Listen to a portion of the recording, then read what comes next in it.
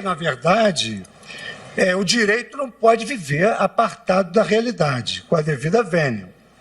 Aqui da tribuna, o advogado-geral da União, ele fez uma indagação depois de narrar depois de expor as suas razões. Isso é justiça? Será que é essa a justiça que se espera de um tribunal?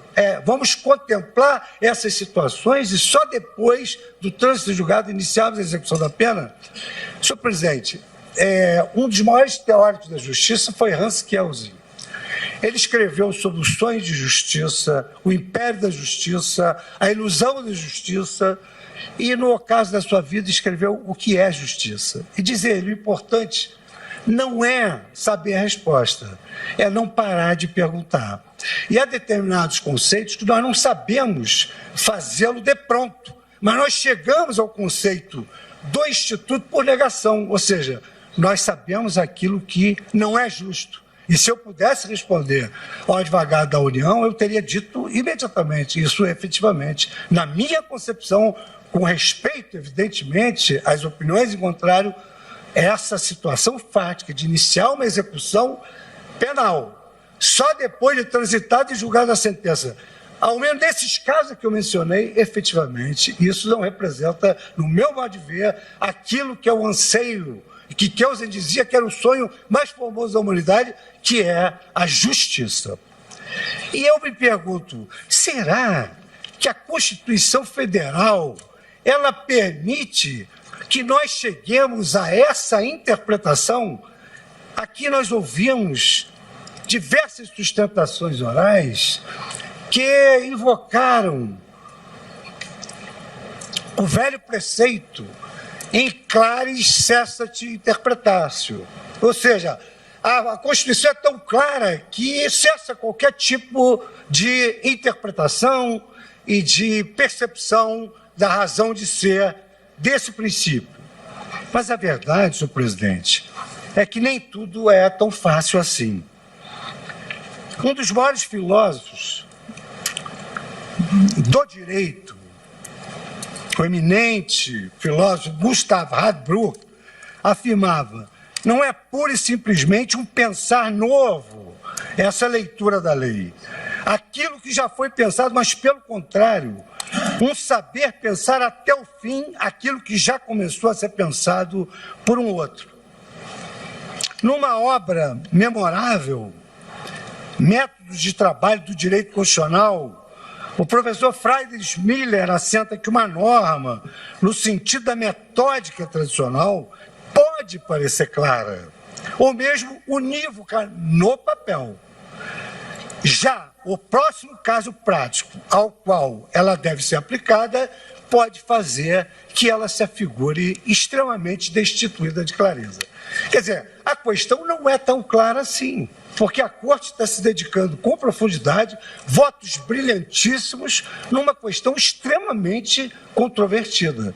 Então, não me seduz o fato de que a Constituição Federal assenta que presume-se inocente até que seja considerado culpado pelo trânsito julgado da sentença. E eu vou procurar demonstrar, dentro do tempo disponível, que a presunção de inocência não tem nenhuma vinculação com a ideia de prisão. Bom, eu queria falar um pouco sobre o tema da corrupção.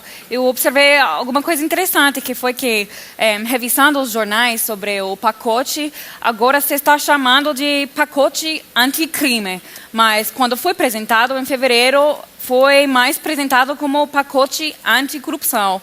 E eu sei que as duas coisas estão dentro, mas parece que no Congresso, principalmente no comitê, eles tiraram muito das partes relacionadas à corrupção.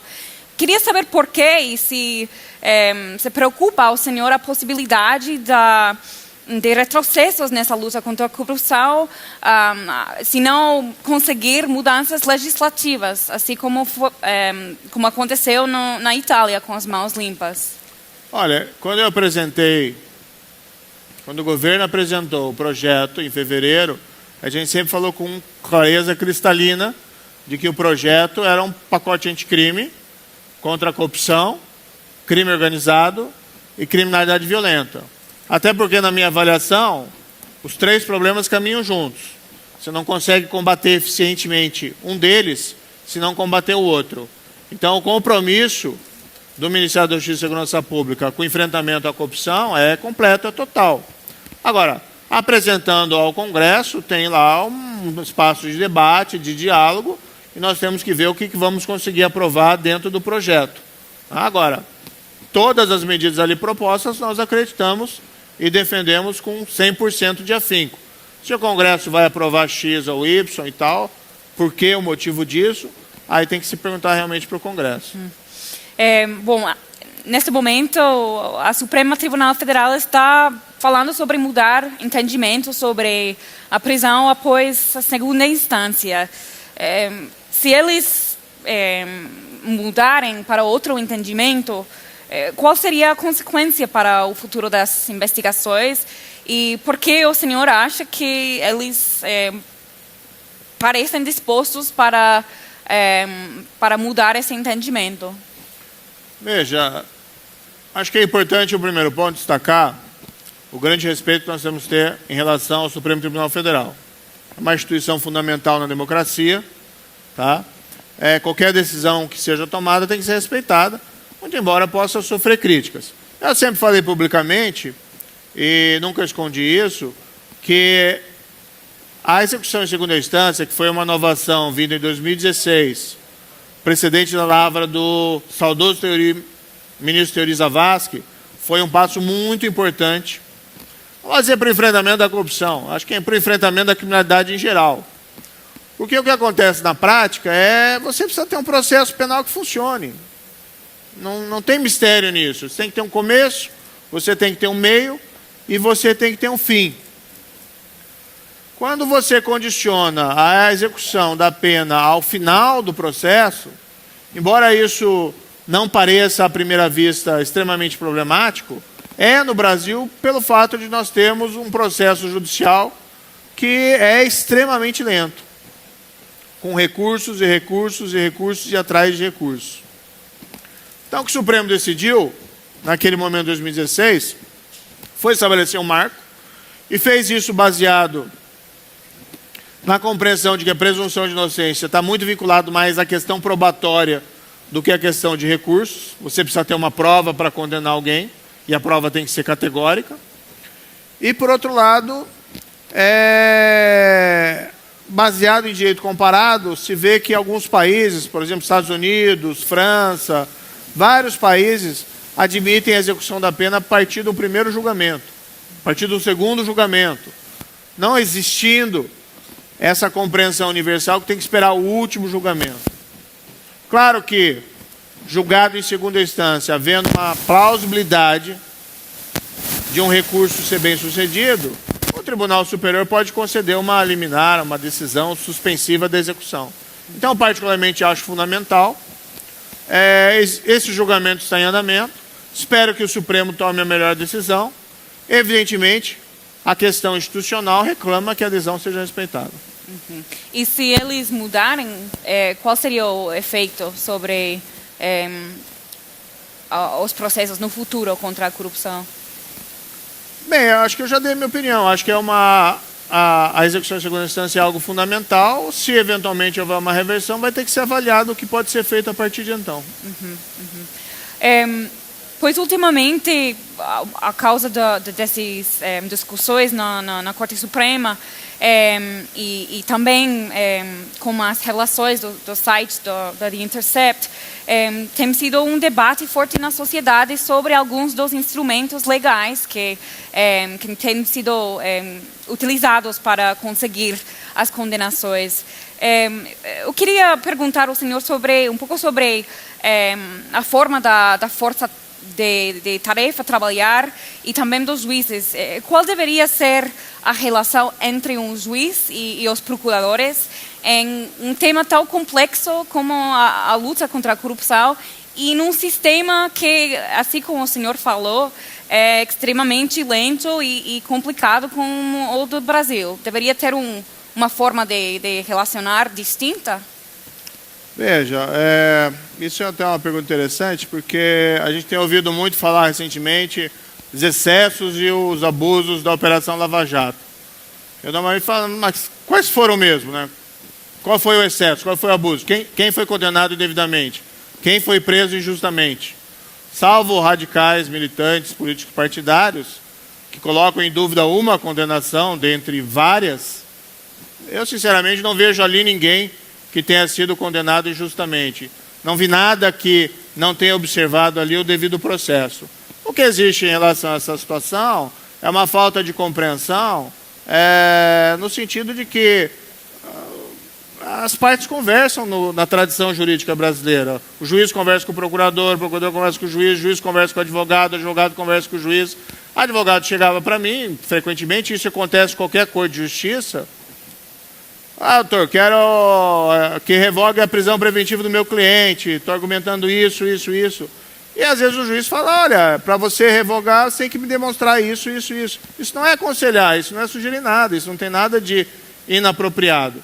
Agora, o que existe ali, sim, é uma evasão criminosa de aparelhos celulares, né, de procuradores, uma divulgação por alguns veículos de comunicação extremamente sensacionalista e distorcida do conteúdo dessas supostas mensagens, a meu ver, tudo com o objetivo de uma missão salva-corrupto, né, gerar falsos escândalos para buscar anulação de condenações por corrupção. Mas é erro, excesso, abuso. Olha, eu preciso, quando sou indagado nesse sentido, olha, qual foi exatamente? Eu, sinceramente, não vejo nenhum. Ao contrário, né? O que tem foi um esquema de corrupção, de suborno sistemático, pessoas com 98 milhões de dólares no exterior, altas autoridades políticas envolvidas em corrupção, em esquema sistêmico de corrupção, ex-presidente da Câmara, ex-presidente da República, senadores, parlamentares, um contexto todo extremamente problemático.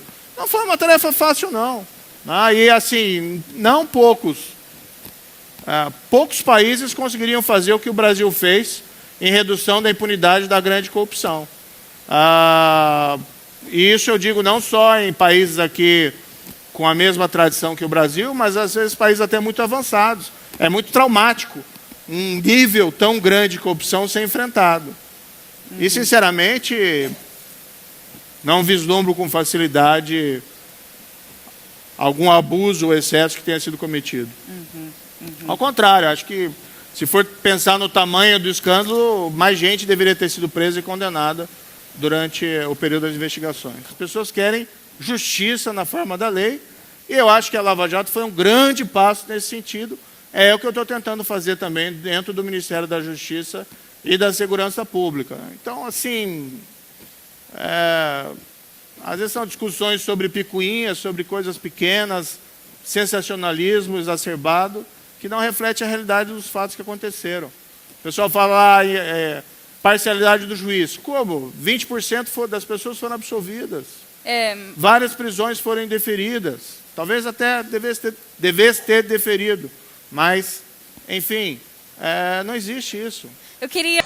Então, por exemplo, senhor presidente, a menina brasileira Isabela de Oliveira Nardoni, de 5 anos de idade, foi jogada do 6º andar do edifício London, situado na rua Santa Leocádia, na noite do dia 29 de março de 2008.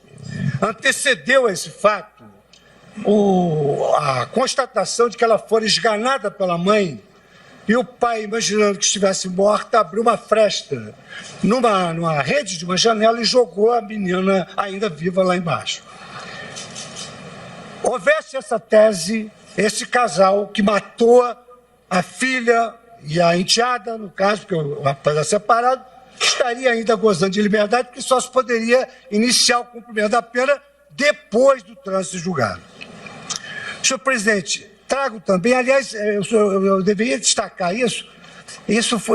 Eu fiquei tão impressionado com esses casos que eu liguei para o colega Alexandre Moraes no sábado e perguntei a ele se havia assistido um documentário sobre esses crimes bárbaros.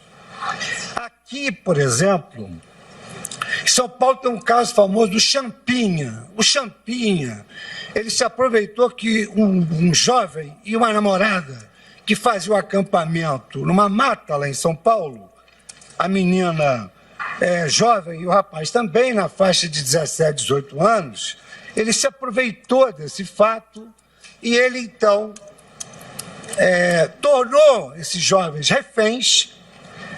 Um grupo de amigos abusou da moça o quanto pôde, mas para que assim pudessem fazê-lo, matou o jovem, matou o rapaz, e posteriormente ao estupro coletivo, mataram a moça também.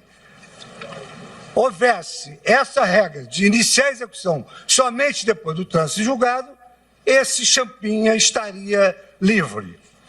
Aí depois também, à luz desse documentário, há o caso da jovem Elisa Samúdio, que, em razão de um romance com o dono, o CEO de uma empresa, Yoki, caso Elisa Matsunaga, ela, por ciúme, em razão de ele ter se amaziado de uma outra moça, que ela colocou um detetive para persegui-lo, para constatar o fato, ela então aproveitou-se de um dado momento, numa noite em que ela já tinha a prova de que ele havia traído ela, e com experiência de enfermagem, ela matou ele com um tiro e, delicadamente, com os bisturis, ela dissecou todo o corpo, colocou em sacos plásticos, botou em malas e jogou numa mata em São Paulo. Então, esse caso da Elisa Matsunaga também, ela estaria em liberdade, porque só se poderia iniciar a execução da pena depois do trânsito julgado. O caso Pimenta Neves é um caso emblemático. O jornalista matou a mulher porque ela não mais pretendia manter o relacionamento conjugal, matou pelas costas, confessou o crime e só foi preso 11 anos depois, diante do clamor que se abateu e que foi exatamente também motivado pela própria imprensa. Não bastasse esses casos assim, que não perpassam por uma lógica razoável de aguardar o trânsito julgado para iniciar a execução, eu chamaria atenção, por exemplo, no caso dos anões do orçamento. Valor desviado, 800 milhões. E para lavar o dinheiro, o responsável por esse fato danoso aos cofres públicos, ele assentou que comprava bilhetes premiados na loteria. Por isso, ele foi considerado um dos maiores homens de sorte do Brasil. A Operação Navalha na Carne, eu pertencia ainda ao STJ, em 2007, uma empreiteira Guatama realizou obras públicas e houve o desvio de 1 bilhão e 600 milhões de reais. Houvesse essa regra, efetivamente não se poderia iniciar a execução da condenação a que foi submetido. Para não dizer que estamos com espírito corporativo, eu cito o caso do juiz Lalau, do TRT, que desviava verbas na construção do Fórum do Tribunal Regional do Trabalho de São Paulo. Dos 232 milhões destinados à construção, 169 milhões e 500 mil reais foram desviados. Houvesse essa regra da impossibilidade de cumprir-se a execução da pena antes do trânsito julgado, certamente esse juiz não teria sido preso. Cito ainda casos aqui das várias de acidentes do trabalho, em que um acidentado tinha a mesma doença e promoveu demandas do Brasil inteiro, e o INSS não tinha controle dessas ações e o desvio foi de 3,7 bilhões em valores atuais, metade do orçamento do INSS. Vampiros da saúde e também Banestado. Houvesse essa regra, não se poderia. O Alberto Youssef, na verdade, ele foi o grande colaborador da Operação Lava Jato, porque ele já fora indiciado, punido e condenado na Operação Banestado.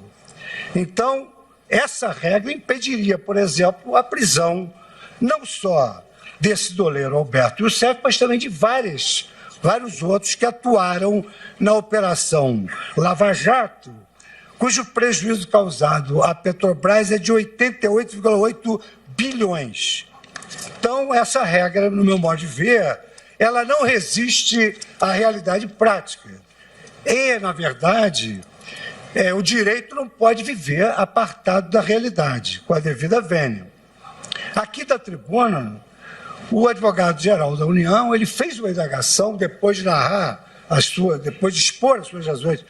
Isso é justiça? Será que é essa a justiça que se espera de um tribunal? Vamos contemplar essas situações e só depois do trânsito julgado iniciarmos a execução da pena? Senhor presidente, um dos maiores teóricos da justiça foi Hans Kelsen. Ele escreveu sobre o sonho de justiça, o império da justiça, a ilusão da justiça, e no ocaso da sua vida escreveu o que é justiça. E diz ele, o importante não é saber a resposta, é não parar de perguntar. E há determinados conceitos que nós não sabemos fazê-lo de pronto, mas nós chegamos ao conceito do Instituto por negação, ou seja, nós sabemos aquilo que não é justo. E se eu pudesse responder ao advogado da União, eu teria dito imediatamente, isso efetivamente, na minha concepção, com respeito, evidentemente, às opiniões em contrário, essa situação fática de iniciar uma execução penal, só depois de transitada e julgada a sentença. Ao menos nesses casos que eu mencionei, efetivamente, isso não representa, no meu modo de ver, aquilo que é o anseio, que Kelsen dizia que era o sonho mais formoso da humanidade, que é a justiça. E eu me pergunto, será que a Constituição Federal, ela permite que nós cheguemos a essa interpretação? Aqui nós ouvimos diversas sustentações orais que invocaram o velho preceito in claris cessat interpretatio. Ou seja, a Constituição é tão clara que cessa qualquer tipo de interpretação e de percepção da razão de ser desse princípio. Mas a verdade, senhor presidente, é que nem tudo é tão fácil assim. Um dos maiores filósofos do direito, o eminente filósofo Gustav Radbruch, afirmava: não é pura e simplesmente um pensar novo essa leitura da lei, aquilo que já foi pensado, mas pelo contrário, um saber pensar até o fim aquilo que já começou a ser pensado por um outro. Numa obra memorável, Métodos de Trabalho do Direito Constitucional, o professor Friedrich Miller assenta que uma norma, no sentido da metódica tradicional, pode parecer clara, ou mesmo unívoca no papel. Já o próximo caso prático ao qual ela deve ser aplicada pode fazer que ela se afigure extremamente destituída de clareza. Quer dizer, a questão não é tão clara assim, porque a Corte está se dedicando com profundidade, votos brilhantíssimos, numa questão extremamente controvertida.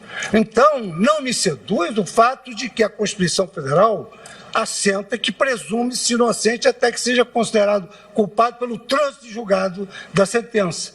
E eu vou procurar demonstrar, dentro do tempo disponível, que a presunção de inocência não tem nenhuma vinculação com a ideia de prisão.